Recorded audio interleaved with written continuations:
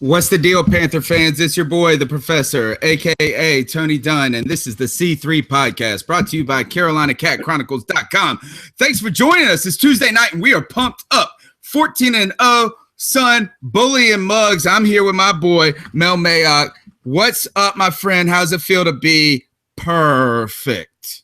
Professor, I'm loving the energy tonight, brother. 14-0, feeling good. Got two more weeks to go to see if we can make it perfect, at least for the regular season. We've got so much to talk about tonight, my man. The list is long and distinguished. Our buddy Joe Riolano, that freaking Puerto Rican, will be here a little bit later. He's going to be joined up.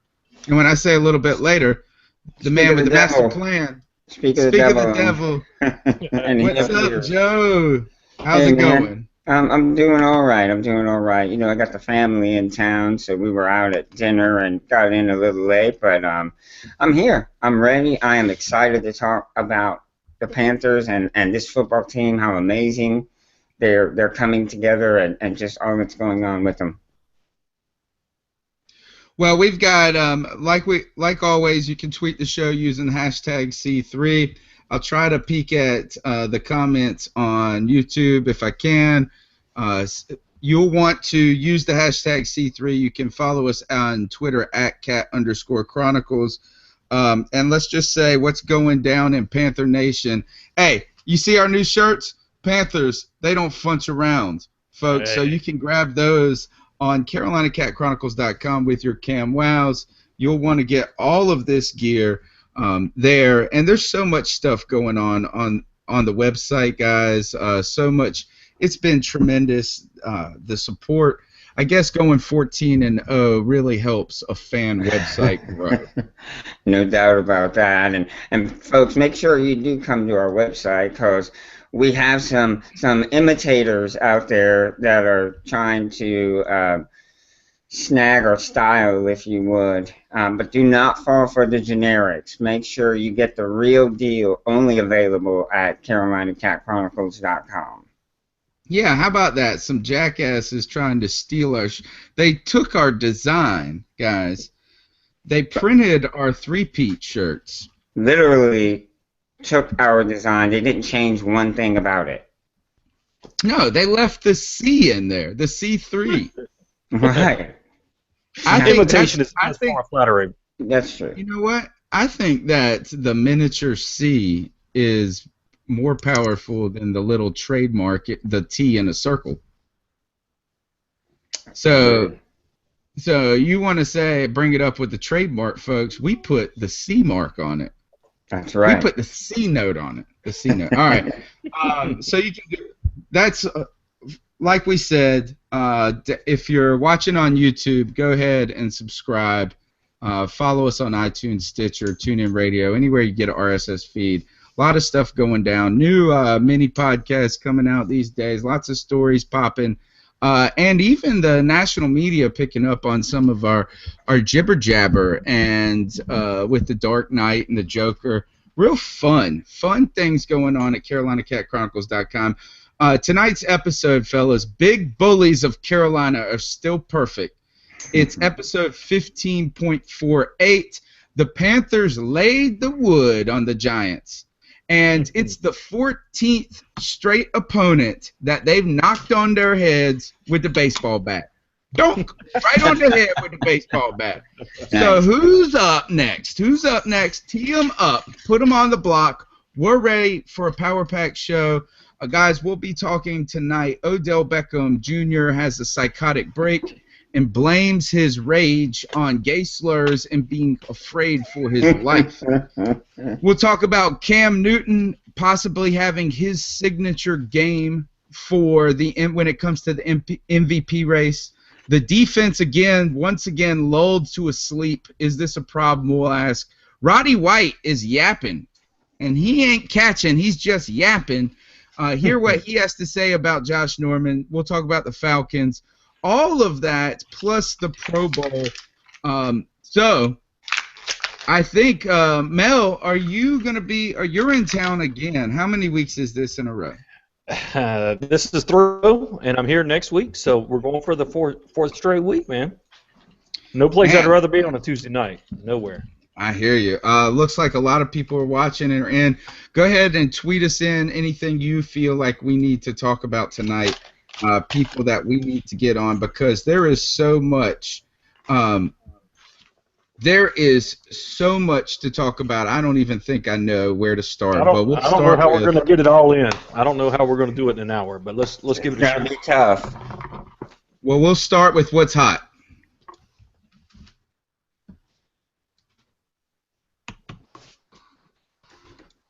All right, well, let's get it started. Here's I guess Charlie you can't hear it. facing Can the you hear it fire, now? and I've been there's playing it. George hiding in Big Daddy's pocket. Thailand and Thailand because I spit hot fire. Take a flamethrower to this place! What's hot on C3? It was a dramatic pause. That's all it was. It was a dramatic pause and a setting mistake that Mel exposed earlier, and I was flustered. I was running to get my beer. I tell you what's most important in my You were life. scared like OBJ was scared, making mistakes and dropping balls. I'll tell you what's dropping. Panthers playoff tickets went on sale today at 6 p.m. They sold out in 6 minutes. My buddy and C3 writer Trip Morgan got 6. Ouch. Wow. Trip, my new best friend. So 6 tickets at 6 p.m. sold out in 6 minutes. Sounds like the beast to me. So, what were they going for? Does anyone know? That's I a don't good know, but question. if you go out to Ticket Monster, who's normally got very competitive prices, cheapest tickets I saw on there were going for like $350. Wow. That's awesome. Man, you know what? Them good problems to have. You said Good it. luck getting that. You said it.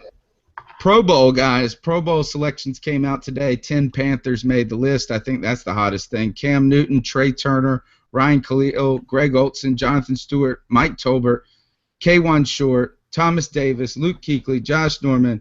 Lots and lots of names on that list, fellas. 10.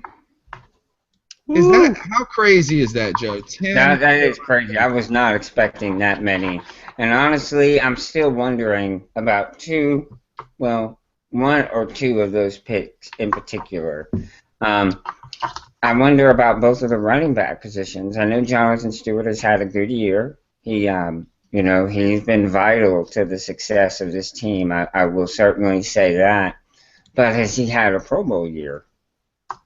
I don't know. And then Mike Tolbert's a bigger question to me.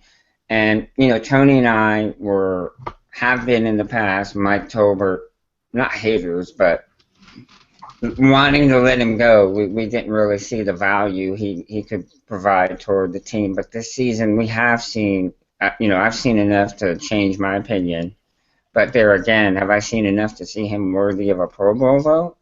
That I'm not so sure of.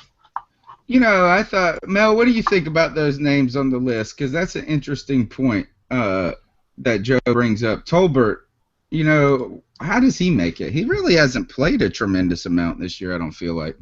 Well, I think you can make the argument, because I think the argument that we've made on this podcast before against him is the fact that he is listed as a fullback.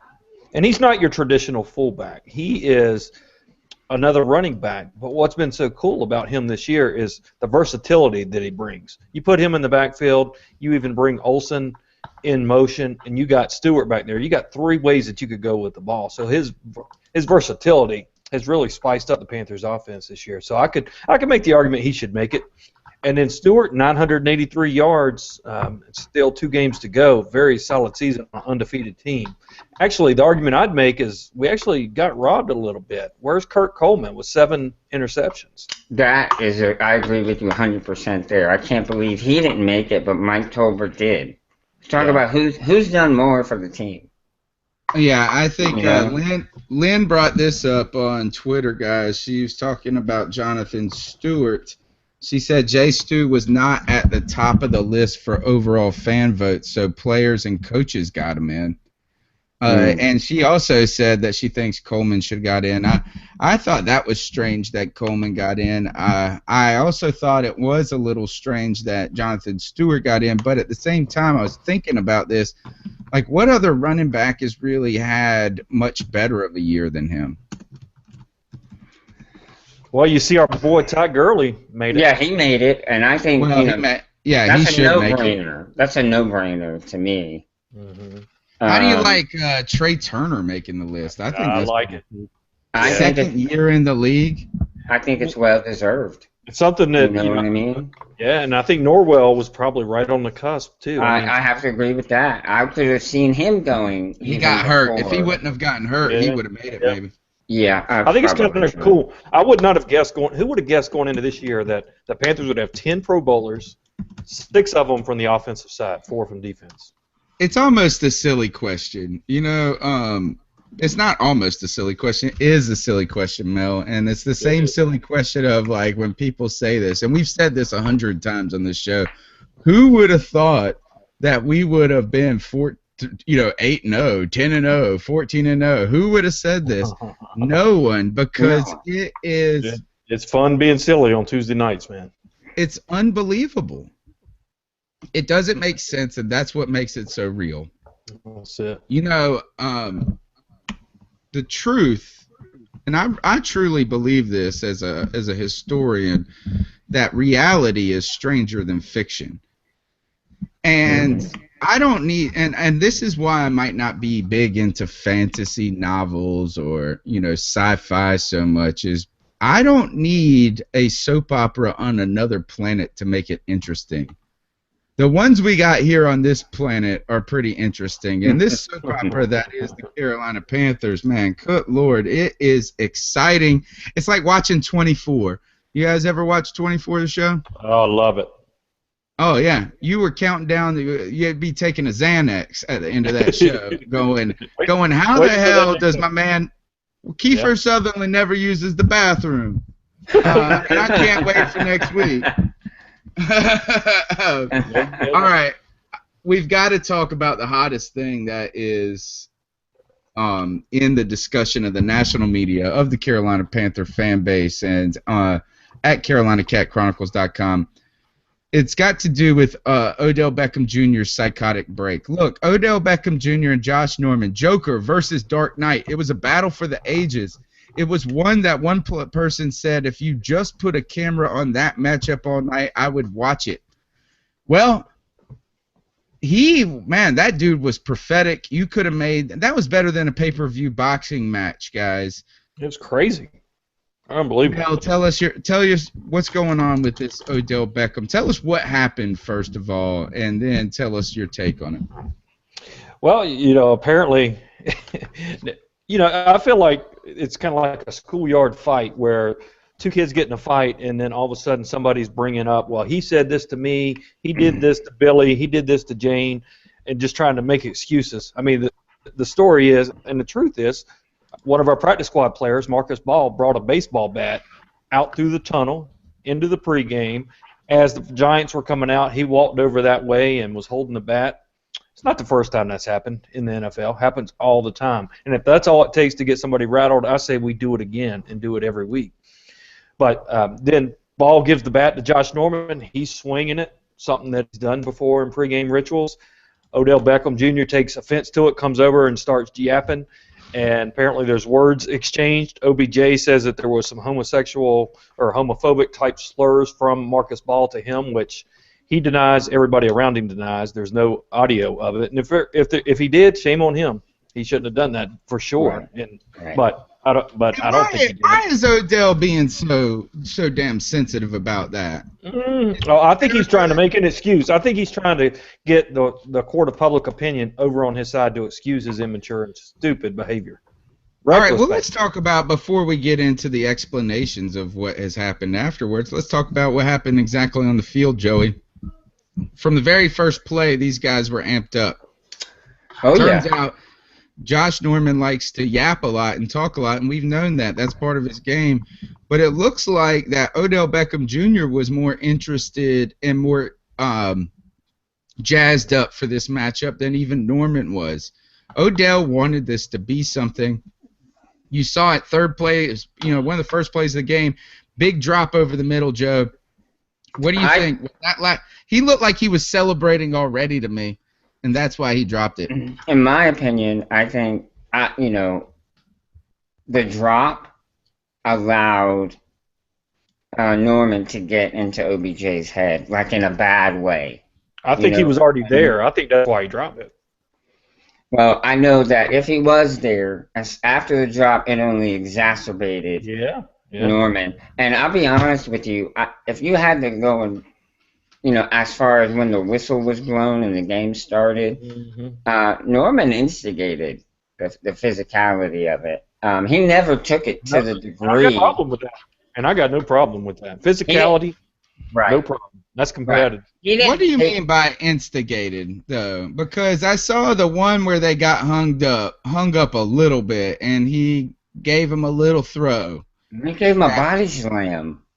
I don't know if that was a body slam. Yeah, that very first play, and then from that point on, I think OBJ said, okay, you're gonna do that. Well, I'm gonna one up you every time, and it got to the point to where Norman had stopped, and Norman, had his experienced guys coming over to him, coaches coming over to him and telling him to, just relax a little bit, and OBJ kept going, and that's where the problem is.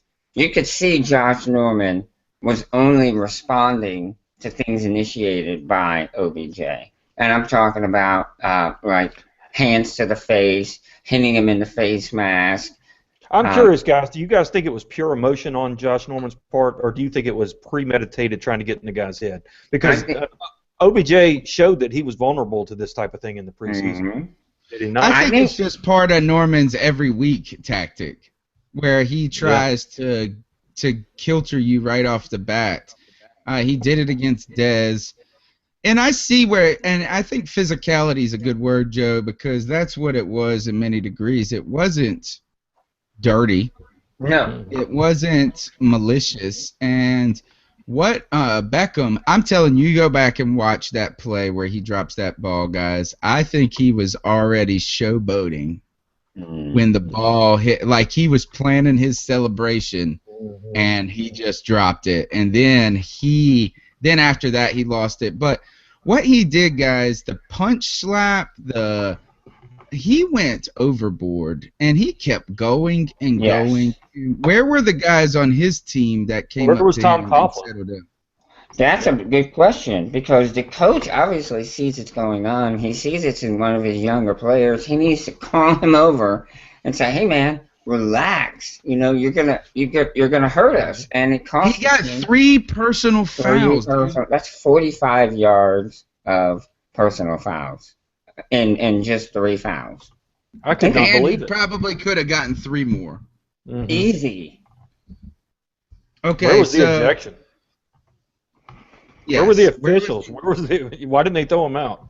Why did they not do this? Is it because he's a diva? I think Superstar is part of the problem. Yes, he was a Madden cover boy. He made that incredible catch on that Monday night. He's a superstar, and I think that definitely had something to do with it. Not all, but played a part. For sure. All right, so it gets worse and worse, and to the point where it showed, like, where he wasn't paying attention to the football game. Right. And that's what is that where you could see it, is that he was ready to go on every play at every moment. And then the worst comes. And I feel like what could he have really said to him that threw him off that much? I mean, he would have to. That's like going back to the moment where Steve Smith said the dude talked about his wife, on a personal level, and that's what sent him off. But Odell, I feel like this is that at some point Josh Norman was like, all right, dude, we trash talk, and this is like ridiculous. And then OBJ peels back on this play 15 yards and goes head hunting. Now, did you see what happened right before it? He came at him the first time. Norman was able to move out of the way and push him as he ran by. Yes. Which I thought was a So he had already tried it once? He did. On that same play. Yes. Yeah, he did, and he did. That's exactly right, Mel. Norman kind of slid back and pushed him as he went by him to get him away, and then Norman ran to where the ball was. And that's when, if you watch the whole play, you can see OBJ turn around, line up Josh Norman, and start running full speed. Yeah, it was he could have. I'm surprised he did not break Josh Norman's jaw. I cannot believe Josh Norman did not go down. With a concussion. What I like about is that Josh Norman took that hit and then went after him. He did. Like in the same play, he went over there and like kicked him or something. Like, I mean, he went over there right after. I mean, he didn't even pause. This has not been part of the NFL that I have watched growing up. Right. This just hasn't been part of the game. Was there a time where this was part of the game? Or is this like, you mean there's incidents that have happened like this where somebody's lost it? But is this even outside the bounds of when they used to say there were no rules in football type, like where back in my day type football? This seems malicious. Yeah. But it doesn't seem malicious. It was malicious. Right, exactly. It was. I can't say I remember seeing something to this extreme. Guys would definitely have it out for one another, but the referees always would get involved and would let it. I don't know if you remember, Tony, but Mel, you'll probably remember when the Green Bay Packers were playing the Chicago Bears one year, and one of the Packers' defensive men, I want to say it was a lineman, not Reggie White, but somebody else, had a hit list of players he was going to hit and try to take out of the game on his towel that he was wearing.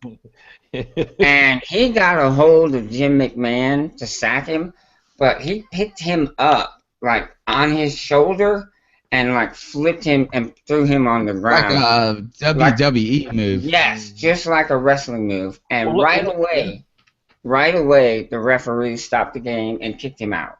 Mm. Well, this has been a part of it, and I know you say that, Mel, I'm sure you remember this. That's your way of saying I'm old. Which no, I remember it. That's why I said that. No, that's cool. But no, I mean, we all remember a few years ago, Bounty Gate, right? I mean, there's been punks in the league doing some underhand stuff. But Aqib Talib earlier this year poking the guy in the eye, right? He was a nice up son victim of yours earlier in the year, Joe, right? Mm-hmm. Mm-hmm. So, I mean, there are some dirty punks out there, but what really was unusual about this was that it kept going on and on and on every play. It was unbelievable. Right. I can't believe that the officials didn't do more proactive officiating and kick them out. It just, I mean, I would be talking about it with my wife saying, God, could you believe what just happened? And then you turn around the next play and the same thing's happening again. And unreal. The officials went and talked to the coaches. They said something to the coaches. So at that point, why didn't they say something to the players? To the players, exactly. Like, you better. I don't get it. Stop. It was so obvious. It was so obvious that anybody watching the game noticed it. Not a trained referee, not a spectator. You know what I mean? Like, anybody saw this was out of control. Here, I want to play something. This is Ron Rivera today on Josh Norman. You want to stay Josh. You want to keep his personality and his energy level up. And again, the one thing that we've always had to do, or we've had to do in the past, and we tried to do it in the game, was go to him and say, hey, don't cross the line. Stay close, but don't cross it. Be smart about it. And there was an instance in the game where the referee, the back judge came to me and said, Coach, I said, well, why don't we go talk to him? So we went over and we talked to him and said, hey, and he said to Josh, and from that point on, Josh really brought it down. And again, it was just, the referee coming to me, asking me to help. I said, let's go talk to him. And right after we were done with that, Terry McCulley came and he talked to me about it. And I reiterated with the rest of the guys. So it's one of those things that there is a line. And we were told, hey, this is the line. And again, you can ask Josh about it, or you can ask the referees about it. But they came to me, and I did exactly what they asked. To me, this sounds a lot different than what Tom Coughlin had to say about it after the game. And he said at one point that he did seriously consider benching Odell Beckham Jr., but then he went on to say that they asked him why he didn't. He said, because I wanted to win the game.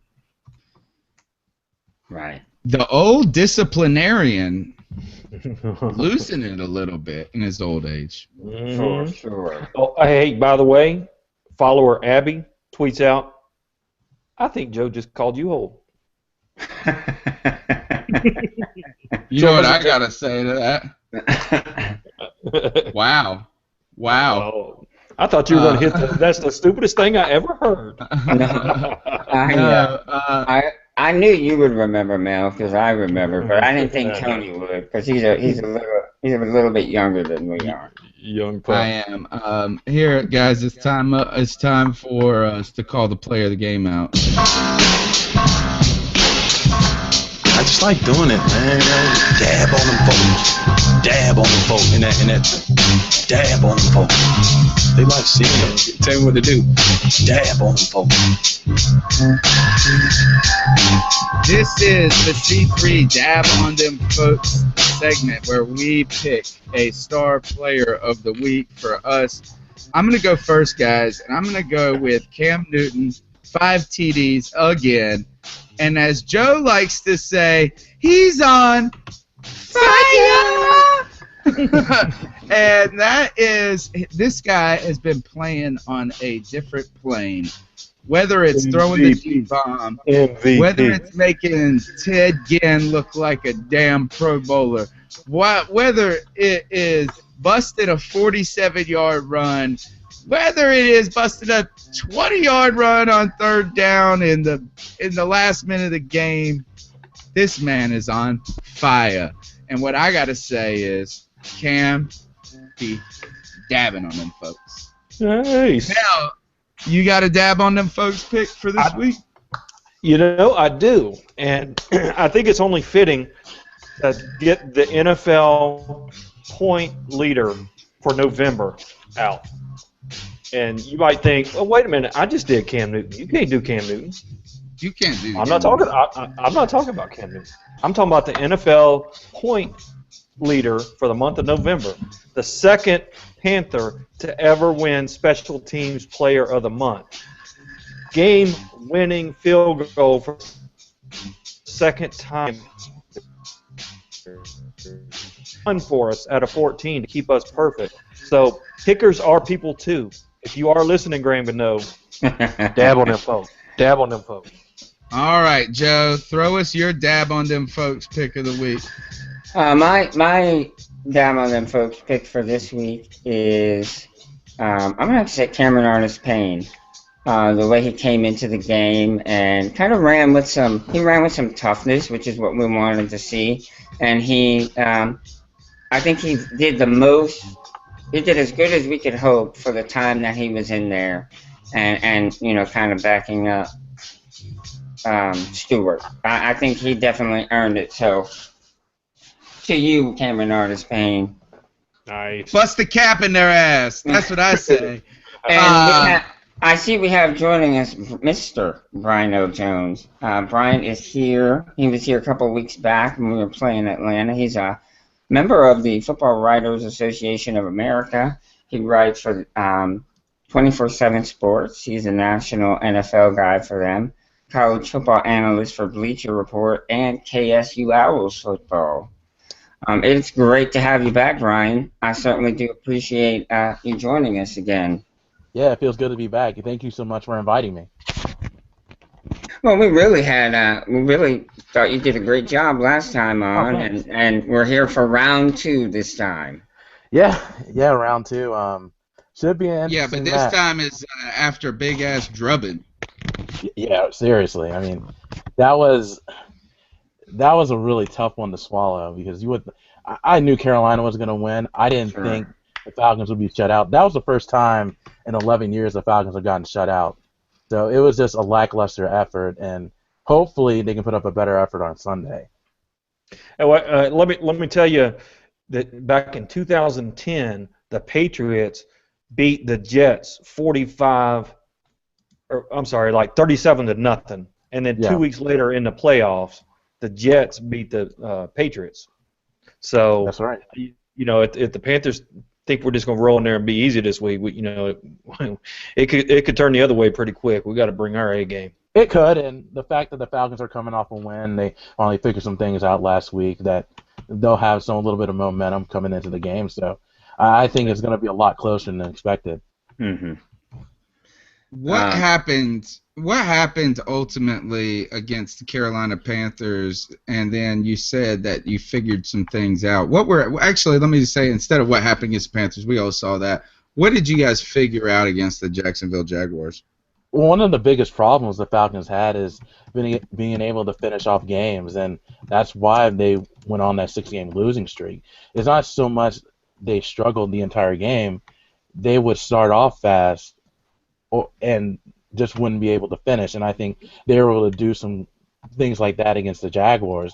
And I think also offensively, they only had one turnover because they intercepted by Ryan, but it was a batted pass. But all in all, they were able to protect the football and get some turnovers, which is something that Dan Quinn has preached all season long.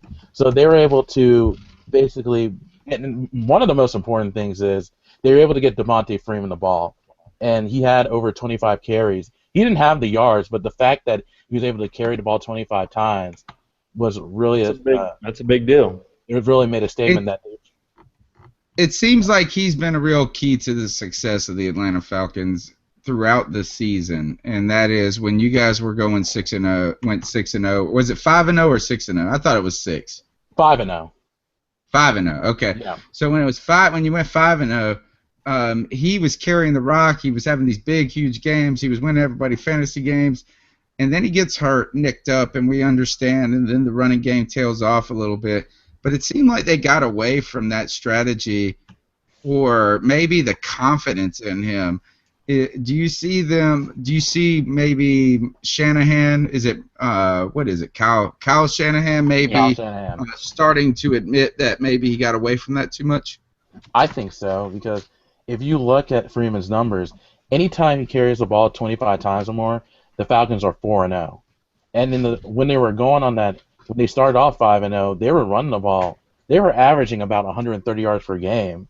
And when they went on that losing streak, they were averaging only like around 87 rushing yards per game. And they were, and I don't think it was the Carolina game, but it was the Tampa Bay game the week before, where I think Matt Ryan attempted 45 passes and they only attempted to run the ball 17 times. So that really tells you that Shanahan was really trying to air it out and try to get the ball to Julio Jones. But and as good as Julio Jones has been, Devontae Freeman's been the MVP on this team, because he can. Not only can he run the ball, he's second in the NFL in receptions for running backs and second in receiving yards for running backs. But it's important for him to get the ball when it comes to running the ball as much as he can get to keep that offense balanced. If they can do that, he doesn't necessarily have to get the yards, but if he can get the carries and have balance and the Falcons have balance on offense, then they have a chance to win. Where the hell was he last season? I think the biggest thing for him was he showed glimpses of what he can do, but the problem was he was playing behind even Jackson and Jaquiz Rogers paid the money to. Jaquiz Rogers was another. And they had a lot of trust in Jaquiz Rogers because he was a good backup and he could block in the backfield as well. So Devontae Freeman was just a guy that didn't get as many opportunities as he could just because he was playing behind. I'll tell you what, coming out of Florida State, man, I really liked him. I was expecting big things out of him. It just took him about a year longer. And like you say, sometimes as a rookie, you got to work your way up the depth chart a little bit. Oh yeah, absolutely. I think this is what's been holding the Falcons back all year. The fact that they got away from running Freeman. Yes, he did not get many yards on 25 carries, but he got the carries, and that is what is the passing game is predicated on. He has to get the carries to create the opportunities for play-action pass. If the defense knows he's not going to get carries, they're not going to respect the run. So there goes your play-action pass hopes. I think now that if they're headed back in that direction, they're gonna, it's the end of the season. It's too late, but hopefully he learns something for next year. Yeah, We have a question. Well, hopefully go not. ahead. Go ahead and jump in on that because then I want to talk about the playoffs. Yeah, and I actually wrote a story on that not too long ago, how the Falcons just need to get back to running the ball. And as I said, Devontae Freeman's been the MVP on this team. And one of the biggest things really about Matt Ryan is when he came into the league in 2008, he was able to win Rookie of the Year, not because of his talent so much, but because he had Michael Turner in the backfield. Right. And Turner was still running for 1,000 yards a season. And not only that, but he did have some other talent there too. Ryan did. He's never had to be the man. He's always had somebody on the offense that can help him along. But I guess this year it was more on him, seeing as how they didn't use a running back to the effectiveness that they could have. And let me jump in here and ask you this question. Let me ask this question: what is the math, Brian, on the Falcons needing to make the playoffs? This question comes from Lynn, Legacy Lines, Lynn on Twitter. I think his internet connection is doing the Matty Ice imitation, unfortunately. He got iced up. We got iced up. All right. I'm sure he'll jump back in. I was saying that when Matt Ryan has to do what he did this year, he changes into a game manager instead of a pocket passer. He's a game manager. Right. Go ahead. Ask the question again, Tony. All right, Brian. We got a question from Lynn on Twitter who asks, "What are the mathematics for the Falcons making it for a wild card slot? 1 or 2 games? Is that with a loss by other people?" They have a very slim margin to make the playoffs. It's like 2%. The thing that has to happen for them is Seattle has to lose their last 2 games, the Minnesota Vikings have to lose their last 2 games, and the Falcons have to win their next 2 games. If Seattle wins, then they're eliminated because that would put the Vikings in. And then who does Seattle play? Do you know? I know they play Arizona in their last game. I'm not sure who they play this coming week. Yeah, I cannot remember who they play. I'll Google it. But I know the Vikings play the Giants, and that's a Sunday night game. So it's really going to be an uphill battle for them. Seahawks, I think they're playing the Cardinals one of the next 2 weeks. Well, and maybe they play the Rams. They play the Rams and then the Cardinals. Yeah, that could happen. Could happen.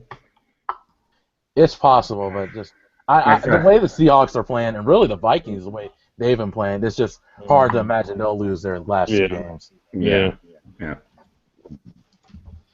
Okay, now we need to ask about this, and I had it later on in the show, but I gotta ask about this. Roddy White has been yapping. He ain't been catching. He's been yapping, and he's been saying this. He's saying that Josh Norman ain't no tough guy, and there's this strange narrative coming out among top receivers who obviously don't like Norman, who are calling him a cover 3 corner, this and that. But Roddy White says that Josh Norman does too much talking, and he's not a tough guy. And this is after he came off a 38-0 drubbing. The Panthers shut out the Falcons. They won every side of the football game in Carolina, and Roddy White is talking trash against the cornerback. Where do you see this? What do you make of this? No matter how productive or unproductive Roddy White is, he's going to talk no matter what. And I understand where he's coming from, and I wrote a story on this yesterday about it, and I actually wrote a story about what Julio Jones' thoughts on Josh Norman is. But the fact. Which site did you write that for? Because we'll plug it. It was 24/7 Sports. Okay. So it's atl.247sports.com, and I understand where both Roddy White and Julio Jones are coming from. But at the same time, you just lost to them 38-0, and not just that. The Panthers have really much owned the Falcons, especially when they come to the Georgia Dome the last 2 years, because it's not been close. They've been Hey, do you have Scott Karasik's phone number? Could you call him and tell him that? I think he still denies that. He won't listen. He won't listen. Yeah, he's probably not going to listen. No. I'm just playing. Go ahead. I'm not. But as I said, I understand where Roddy Wright and Julio Jones are coming from and their thoughts on Josh Norman. But tell us where these thoughts are coming from. Tell us, explain to us. What do you understand? Because I don't understand it. Is that he's just Julio's kind of a quiet guy. Yeah. Roddy White is soft-spoken. Josh Norman is exuberant. He's got this big personality. But Josh Norman's playing. I mean, he's doing his thing. Why are they hating on him? We weren't hating on him when Julio was doing his thing. That's true. Frozen. See, that's what happens. Yeah. Oh. Yeah. There we go. All right. Okay. Tell us, Brian, where are they coming from? I guess from their point of view, by how they've what they've seen from the Panthers, and the fact that they, I guess, play a lot of cover two. From what they're saying, they think, like, based on the guys that Roddy White mentioned, like Darrelle Revis, Champ Bailey, guys that play one-on-one. Roddy White just said Josh Norman's on the same league. But at the same time, if you're playing at a Pro Bowl level, whether it's a cover two or man-to-man, you're playing at a Pro Bowl level, and that's what Josh Norman has done. As I said, Roddy White, he's going to talk no matter what, I think, just to get his team fired up. So it's going to be really interesting to see, because I do believe that the Panthers, especially on defense, will be able to do some things to the Falcons to frustrate them. I want to raise this point that at Blizz420 just said on Twitter, maybe he's pissed because Norman has more TDs than him. Yeah, probably right. Could be. Could be. All right. Mel, what are you thinking about with this Atlanta Falcons game? Is this a game our defense gets back on track? And how do you see us going on the road after a tough, and high-profile win in New York? Well, no offense, Brian, but I don't like the Atlanta Falcons. I think you're an exemplary fan of theirs. Most Atlanta Falcons fans. Tell offense on that is he already knows that. All right. Well, I mean that's true. So I'm not going to try to put lipstick on a pig or nothing. But I do have to say, Atlanta is a very talented team. I mean, as much as I do not like Meg Ryan, he can light it up. If he gets hot, Julio Jones is probably the second best wide receiver in the league. I would say that this could be a trap game where the Panthers let down a little bit and get beat up. But the reason I don't think that will happen is Cam Newton is originally from Atlanta, and he gets super hyped coming back and playing the Falcons. So, I think the team's going to be up, and I think Roddy White and Julio Jones talking about Josh Norman is only going to lift his energy level throughout the week. So I expect a win, but that being said, Falcons are capable, and they certainly can beat the Panthers, so I'm not going to say they're trash. Now, the team we saw last night, the New Orleans Saints, I don't think they could beat anybody right now with that defense. The Falcons, on the other hand, I think the Falcons are a dangerous team, so I'm not going to take you lightly. Joe, your take on the Falcons going into this week? I think the Panthers have had last week really woke them up, I think. They kind of fell asleep there in the early part of the second half of the game and got caught with their pants down. So I don't see there being much of a chance of a trap game or overlooking this Falcons team. But on the other hand, this Falcons team is going to have something to want to convince Panther fans of, hey, that 38-0 drubbing was a fluke. This is the NFC South. We are division rivals. We will play one another closely 9 times out of 10. So I think the Falcons last time was 10. And I think that it'll be much closer than it was last time. Mm-hmm. And It'll be. I don't think it's going to be like the Giants where it was a field goal difference, but it'll be closer than 38 points. I'm gonna predict that Atlanta moves out to a lead in the first quarter. Surprises everybody. Okay. By more than a touchdown. Wow, Brian hated your prediction. He did, so much so he left. All right. Here, this is what we got is our boy C3 writer Trip Morgan and maker of the Panthers Don't Funch Around t-shirt, which you can get on CarolinaCatChronicles.com. He said this is unfortunately for the Falcons, they are again playing the Panthers coming off a close game. One that I think that he's implying that the Panthers should have won decidedly. Panthers are going to correct mistakes, refocus, and bring it to the Atlanta Falcons. So, Brian, a refocused Panthers team versus a Falcons team that's trying to save face. How are the Falcons going to be up for this challenge this week? They will be, but I'm not sure it'll be enough.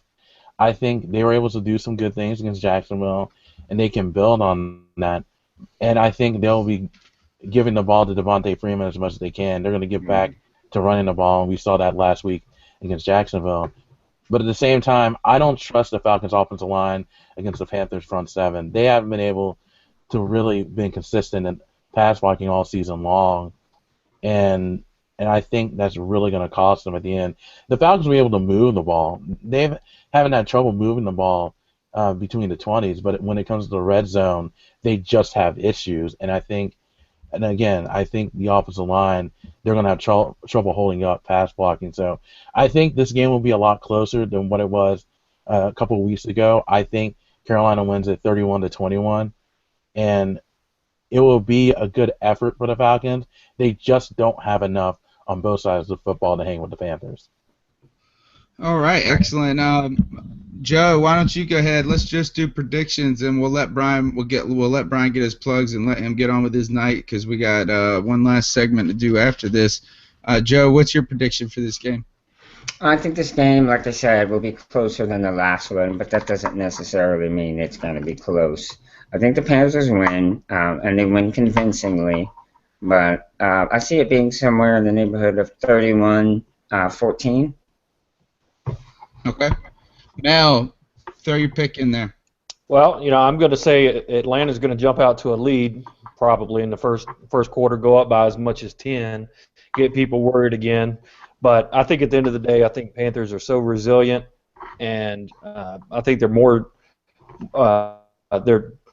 they just got more mojo, more swagger going this year, and I think they're going to come back and then pull away at the end and win something somewhere around 37-24, 27, somewhere in that neighborhood. Gosh, lots of points in this game. I'm going to go Panthers win 26-17.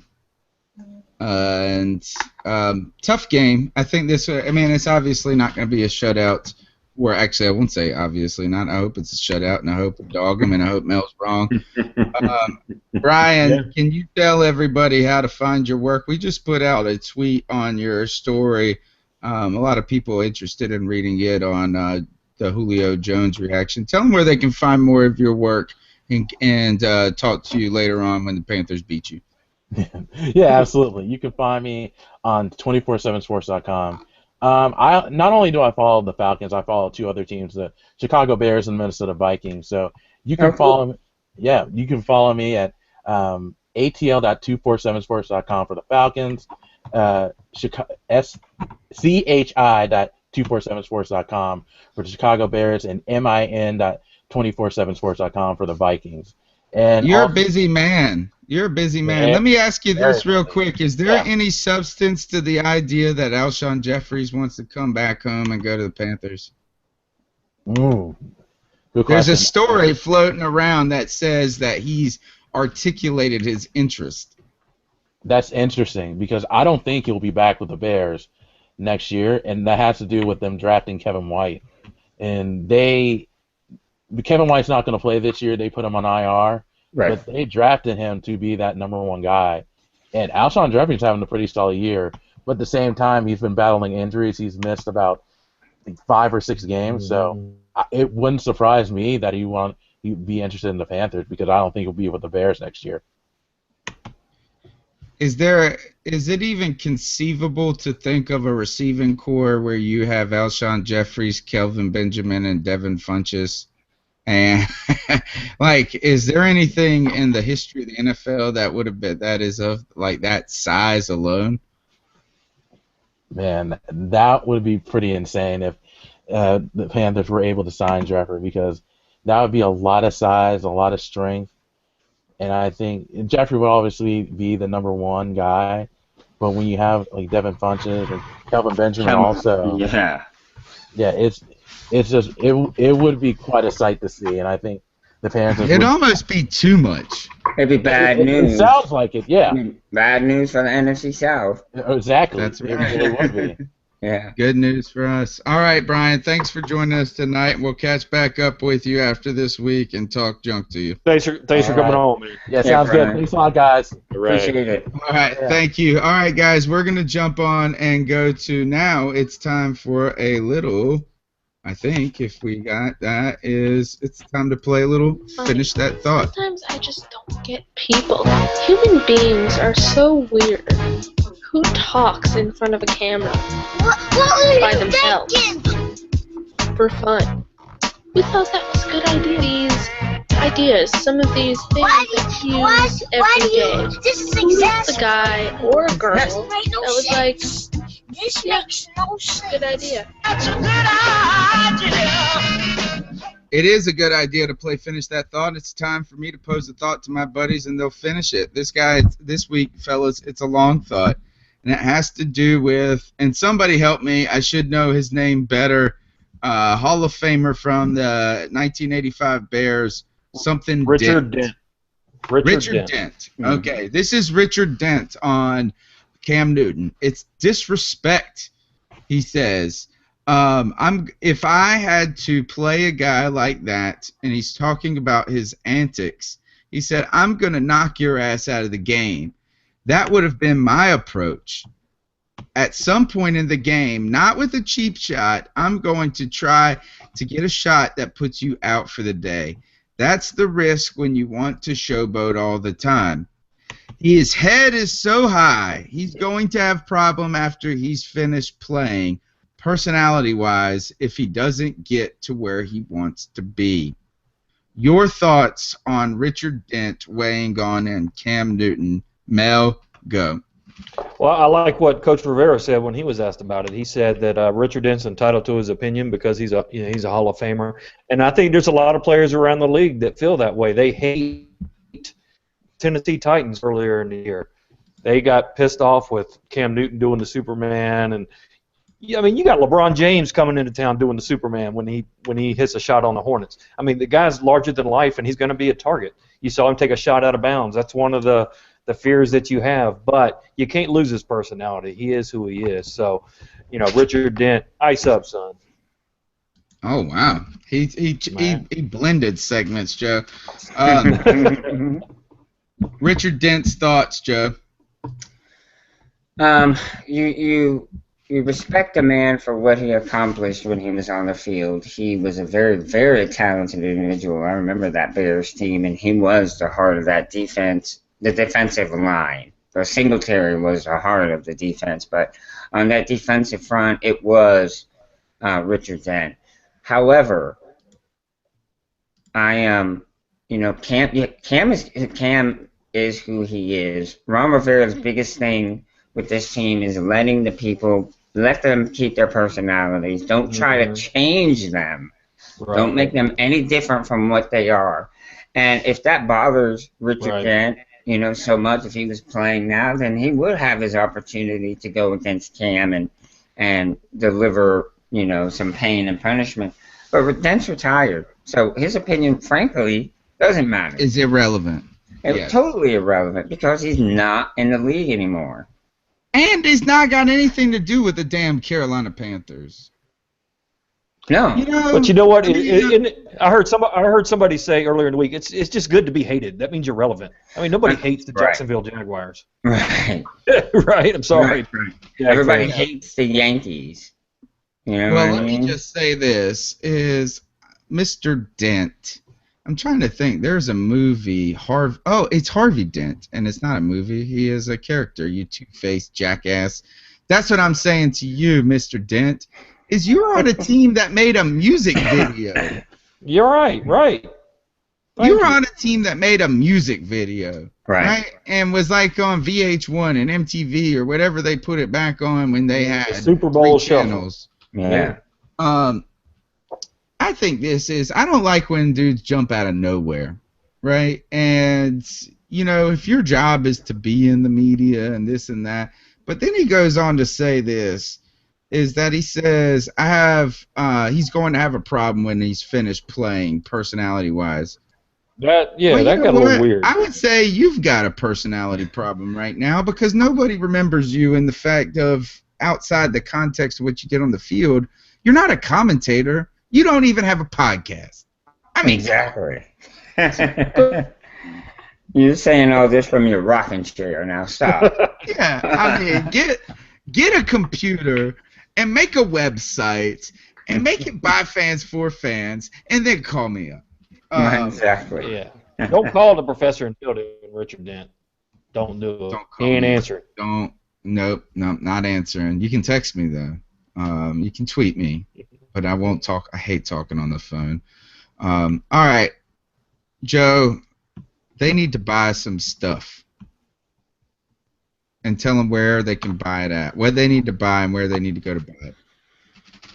Well, the first things you need to buy is our Carolina Cat Chronicles Panthers wear. Tony is rocking our latest edition, the Panthers Don't Funch Around T-shirt. Get them while they're hot, folks. They're not going to last that long. So I know somebody will copy it before you know it. And they're going as Christmas presents. They make a great stocking stuffer for somebody. We've got that. We've got we've got other T-shirts. The Cam Wow, $5. Come on, you can't beat that. Panther fans would love to wake up Christmas morning to see a Cam Wow. Joe, no offense, but I can't get it to you by Christmas at this point. You live in Greenville. Now he's making me a delivery boy. You live in Greenville, North Carolina. Yes, Tony will bring it to your house Christmas morning. No, but he'll even wrap it for great you. gifts anytime of your birthdays, whatever, just to be nice because you like somebody. Thank them for being good to you or something. Yeah, But go and to remember, Carolina we Cat won't funch around. Right. Go to CarolinaCatChronicles.com, pick them up, and while you're there, you can also same tab at the top of the screen. You can jump on to Amazon, buy whatever you're looking for. Not for the holidays, but for the New Year. This Christmas. I bet. Mel is a Amazon.com shareholder, so he is always shopping there. And it pays dividends, the Carolina Cat Chronicles. It does. By going there, you are allowing Amazon.com to share a portion of the sale with us, so that way we're able to bring you more things like Fantasy Football League and better prizes and giveaways during the fantasy football season. So please remember, when you're shopping, CarolinaCatChronicles.com is where you want to go and move on from there. Excellent. All right, we're gonna bust through our segments because I want to talk about this stuff. We're gonna plow through. It's time for Backdoor Fiction. It's the segment that makes Joey giggle, and it is Fact or Fiction, and we're going to keep it short and sweet tonight. I got a tweet from this guy, and his name was Rob Fantastic, I believe. Here, I got to pull it back up. I didn't follow him because he's a very, very humble guy, very down to earth. Obviously. Yeah. Carolina Abby said something to him about it. Hold on. His name is Rob Brilliant. That's what it was. Rob Brilliant. And Rob Brilliant tweets after the game, some advice for Josh Norman. He meant advice. Some advice for Josh Norman. You may not want to go into battle with Cam Newton. Betrays the team by hugging Odell Beckham Jr. Fact or fiction, Joey? You would go into battle with Cameron Newton. I would go into battle suited up and ready to lay my life on the line with Cam Newton if need be. Mel Mayock, fact or fiction? You will go into battle with Cam Newton. Straight fact, and I had this conversation with somebody the other day. You think about it, there is not one single player in the NFL that I would trade Cam Newton for. Not one. Not even if you say one plus a first-round pick. I'm not trading him for Aaron Rodgers. I'm not trading him for Tom Brady. I'm not trading him for J.J. Watt. I'd take him to battle with me every game and twice on Sunday. Mm-hmm. I would go into battle with him because you know where I would go into battle with is behind him because he would be leading the charge with his big, beautiful ass running down the field 47 yards. What else does this man got to do to prove himself to you? But I do want to talk about this. Is there? I mean, I actually may have the fact that Cam Newton's hugging him out at the end bothers me a little bit. Doesn't make me dislike Cam Newton. It makes me go, gosh, I wish Cam Newton would just pick his little scrawny ass up and body slam. What do you think's going on there? Do you think he's giving him words of wisdom? Do you think he's doing that just because he's the superstar and the Joker is the superstar for the other team? What's the deal with that, Joe? Oh no, I think it just shows the NFL is a fraternity. I think there's over 1,000 Division I schools, and out of with 80 to 90 players on those rosters, and of that many players, only 1% make it to the NFL. So I think, it goes to show that the NFL is a fraternity and that, no matter what happens on the field, how ugly it gets, at the end of the day, we're a few people that get to play this amazing game and get paid for it. And I think it was a respect thing. Saying, hey, I still respect you because you're in the NFL. You're a brother in the NFL. That's what I think. Well, Lynn brings this up, and I think I hadn't thought about it till I mentioned it. Lynn is maybe he is giving him some words of wisdom. Cam Newton has been one thing is he had a hard time dealing with failure. He had a hard time with adversity early in his career, and what you're saying is this to Odell Beckham, and we see this is that he's been, I guess, put in the pantheon of godly football players so quickly from the catches and the from the great explosive games, and very much deserves so. But, sometimes that makes you a spoiled brat. And maybe Cam Newton is giving him a little whisper of like, hey, who knows? And you know what? Maybe you can't really give anybody some advice on the field at that moment. Maybe Cam Newton is just saying, this is you should be a Panther. Maybe. Abby said he was showing class and being the bigger guy. I would be willing to forgive OBJ if he wanted to come play for us. Yeah. I mean, as long as he didn't drop the ball like he did against us and fight and try to kill people. Right. The commish, by the way, Ken Dye brings up a great point. That isn't it hilarious that Beckham is going to miss Week 16, and that's the fantasy football championship week. He wrote #justice. A lot of people are going to be hating it. Oh, he's a big reason a lot of people were there in the final week, but he's also a reason why a lot of people lost this past week. He didn't have big numbers. No, you're right. He didn't. He got a touchdown, but he really didn't do much else. He had okay numbers. but not OBJ typical numbers. Exactly. Lynn's had enough with him. She said that that game alone, she doesn't want Beckham on this team. The way I look at it is, if we can forgive Roman Harper, we can forgive OBJ. Agreed. But Yeah. but right now, OBJ's on the list. What they got? I'm going to read this one just because we're short for time, but I want to read it anyway. Fact or fiction, big money Tony Dunn is going to own 3 houses by the end of 2016. Mel Mayock, fact or fiction? Fact, man. Shoot, big money Tony Dunn just bought a new house today. Congratulations. So that Thank means you. two houses under the Dunn household. And big money's going down on a Disney vacation. I'm taking the kids to Disney. It is a surprise to them. Yeah, I've never been myself. My wife has been planning it for over a year. Yeah, we did. We bought a house today. Crazy. We had to rush on it because of the type of opportunity it was. But so if anybody is looking for a house outside of Greenville, 1,500 square foot in great condition, new carpet, let's talk. Because I got to get this sucker sold now. All right. I do want to play something for one of our listeners. And I got to do this just because I'm so hard on Ted Ginn.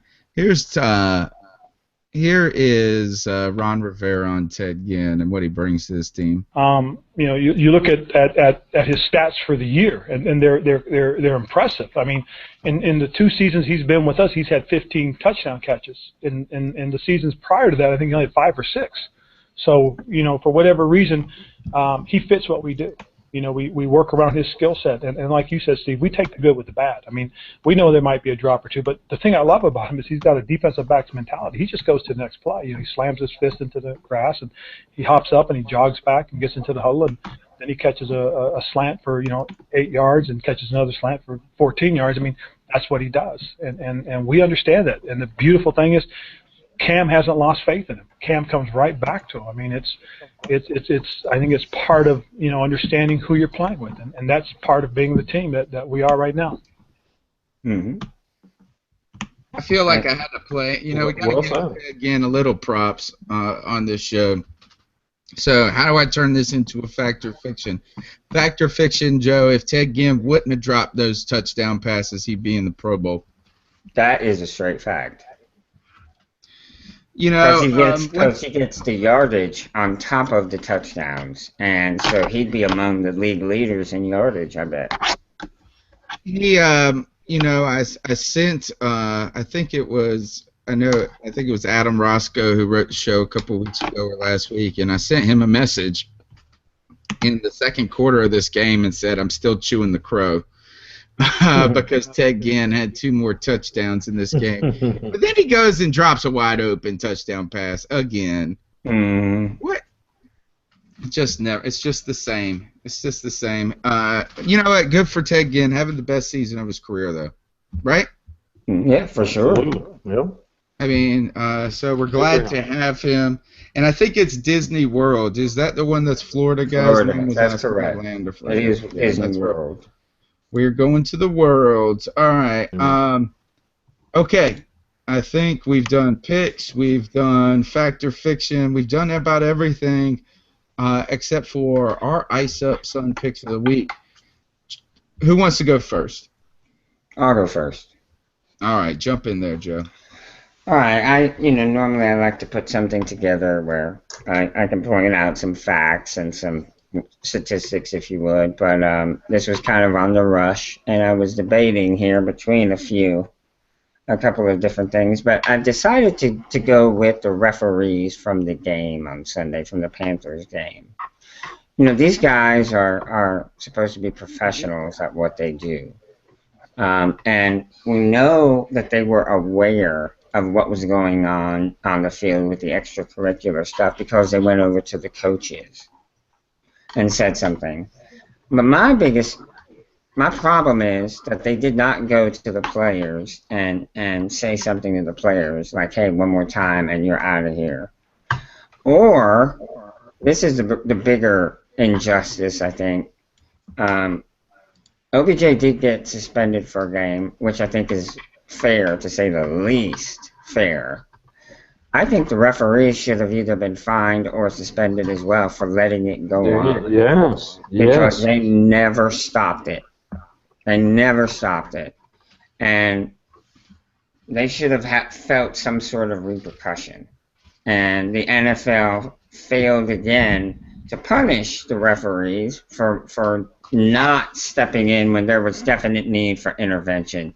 So I say to the referees of the Carolina Panthers New York Giants game, ice up, sons.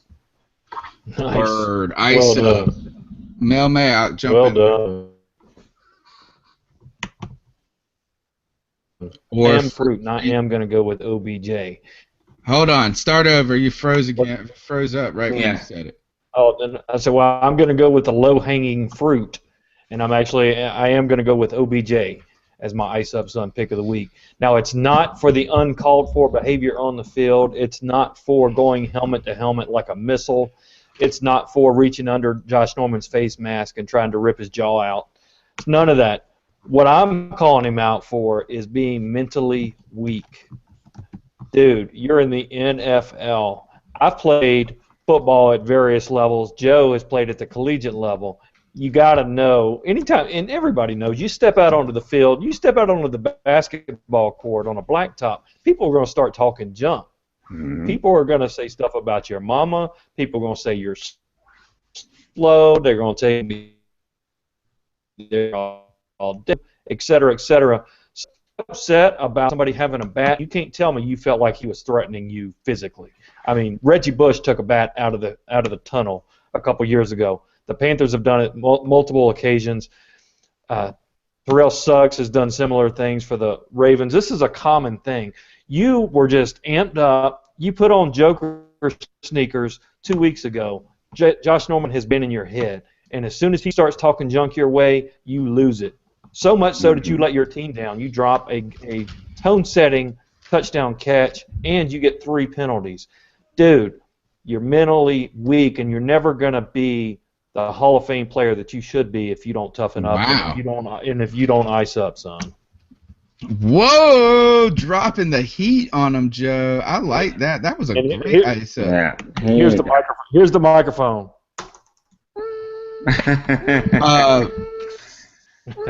Yeah, I agree. I think that you're right. It's not him just being on the field and doing the crazy stuff. To me, it's not even the mental weakness. It's him trying to scrounge out of it. And the camp, the New York Giants as an organization, too, deserves some criticism. The people that have stuck up for this crap about the baseball bat, this Right. crap about the gay slurs and all of this. What it is this. This is a little kid that got in trouble at school trying to worm out of it, trying to point Right. fingers now. You know what? I'd have more credit for you if you just said, man, I lost my cool and I was pissed off and I acted a fool and I'm a young kid, but instead I'm trying to make excuses. So that is the low-hanging fruit, but it is some sour fruit, some sour grapes, it sounds like to me. Sour grapes. But let me just say, Abby, it is not sad at all that you sing along to Backdoor Friction. Not at all. Not at all. I think another something that was pointed out on Twitter. They said you could see OBJ freaking out on the sideline, and none of his teammates went over to talk to him or went over to just be at his side like the Panthers. That was weird. That was weird. Yes. Yeah, that's an excellent point. All right, my ice up pick of the week goes to a bunch of people on this.